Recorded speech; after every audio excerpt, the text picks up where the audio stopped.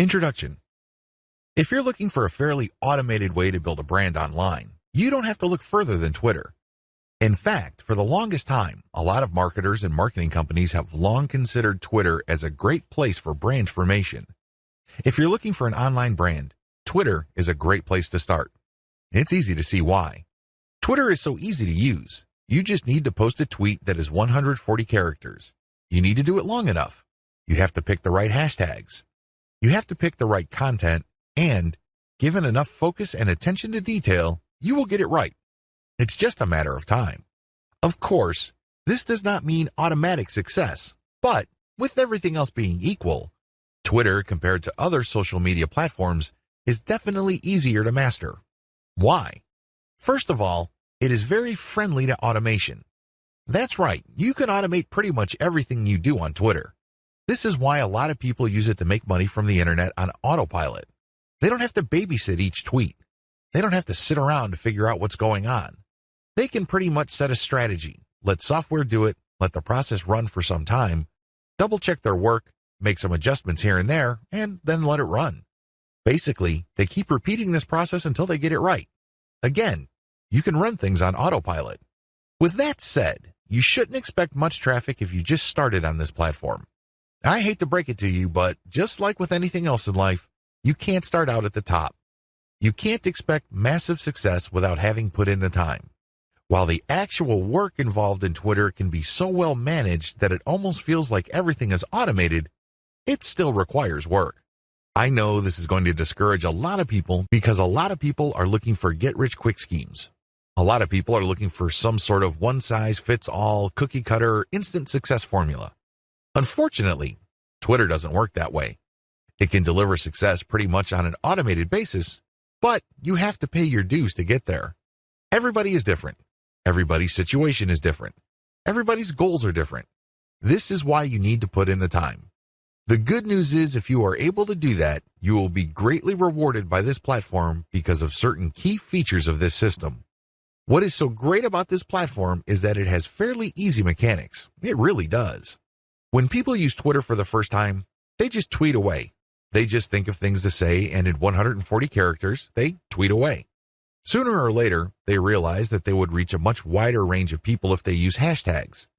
Even later, they figure out that people who tweet about certain topics all the time are more likely to send them more visitors or more interested followers if they engage with them. In other words, Twitter is one of those platforms that you just have to figure out in broad terms to lay out an initial strategy. Implement that strategy, and then learn from your results. Do these first before you start marketing on Twitter. Before you even seriously think of starting on Twitter, do these first. If you set up a website, you should have been doing these already. Just in case you are unclear on the concept or just in case you did things out of order, here are the things that you should do before you even think of marketing on Twitter. Pick your niche.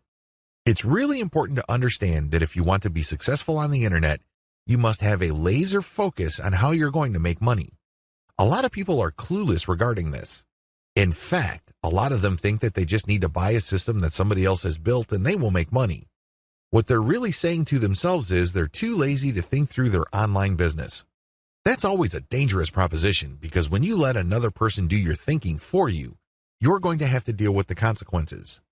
You have to understand that when people build systems for others, they're usually trying to cut corners. They're trying to make the most amount of money with the least amount of effort. Do you think they have your best interest in mind with that attitude? Of course not. This is why it's a bad idea to let somebody else pick your business for you. You have to do it yourself. You have to know what you're doing. You have to know who you're going to be marketing to, what exactly you're going to be pushing, and how you're actually going to be making money on the internet. You can't just buy some sort of business in a box and expect everything to work out smoothly. That happy ending that you may have been dreaming of may be a very distant and even impossible dream. Why? You just didn't step up.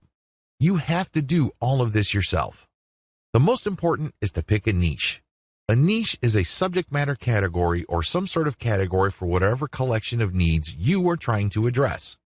What kind of problems do the products you are promoting or the website you are building address? Pick that niche.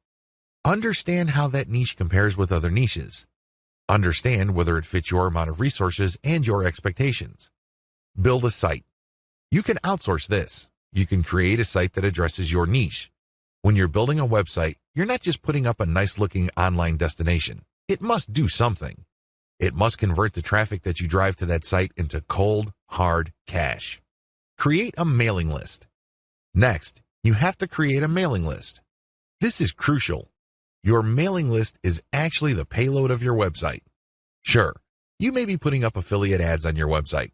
When people click these and they land on the sales or landing page, they may buy something. When they do that, you get a commission. That's nice and everything, but if you really want to make money over the long term, create a mailing list. Why? Whatever credibility, respect, or trust you create with your website, you maintain with your mailing list. When you have an update on your website, you just publish the link on your mailing list and invite people to click through, and you have yourself a nice burst of traffic. I've got some bad news to share with you. The vast majority of people who visit your website will never come back again. That's the harsh reality. When you have a mailing list, you get to retain some of that traffic. You only need to set an update, and you get a nice little surge of traffic because people saw your email and click on your link. This enables you to retain some of the value of the hard work and time you put into branding and promoting your website. To create a mailing list, you have to offer a premium. It's some sort of freebie. It's some sort of incentive for people to join your mailing list. Of course, you make this case on your squeeze page. You advertise the value of the freebie you're giving on a page called a squeeze page. This is where people enter their email addresses to subscribe to your mailing list. Please understand that there is a big danger here. This is a warning. Don't go overboard in promoting the freebie because if you do that, people will sign up for the free booklet, the free course, or the free book. They couldn't care less about the updates your mailing list will send them. In fact, if you push the freebie too hard, they might even think that the updates you send are some form of spam because you caught them by surprise. Do you see how this works?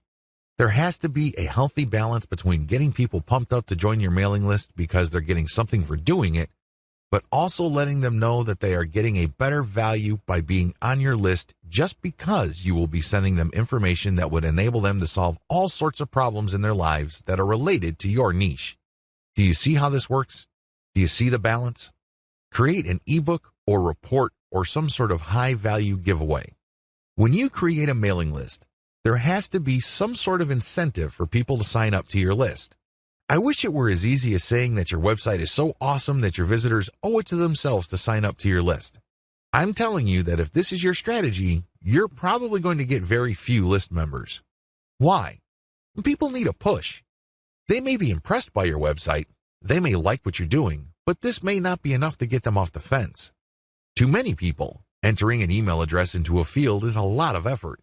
You have to give them some sort of valuable incentive for them to sign up for your list. Generally, I would use some of my popular blog posts, or I would come up with a distilled version or a cheat sheet version. Usually this works. Other times, I would use some sort of massive compilation of resources that are an answer to people's problems. Whatever the case may be, the value of the incentive must be obvious. They don't have to be Sherlock Holmes to figure out the value of what you're giving away. Again, to reiterate, the value must not be so big and steal so much of the spotlight that people forget that they're signing up for a mailing list. It must share equal billing with the list. You have to promote the freebie in such a way that it is still clear to the person registering to your mailing list that they are signing up for a mailing list. Find top-notch content in your niche. Once you've set up a website and a mailing list, the next step on your journey to marketing your website and mailing list on Twitter is content. It's easy to get tempted and think that you're some sort of niche genius. You get all excited about a hot idea or a hot blog post topic, so you write a blog article. You put in the time, effort, and energy to do that, but what happens? 9 times out of 10, that content doesn't work.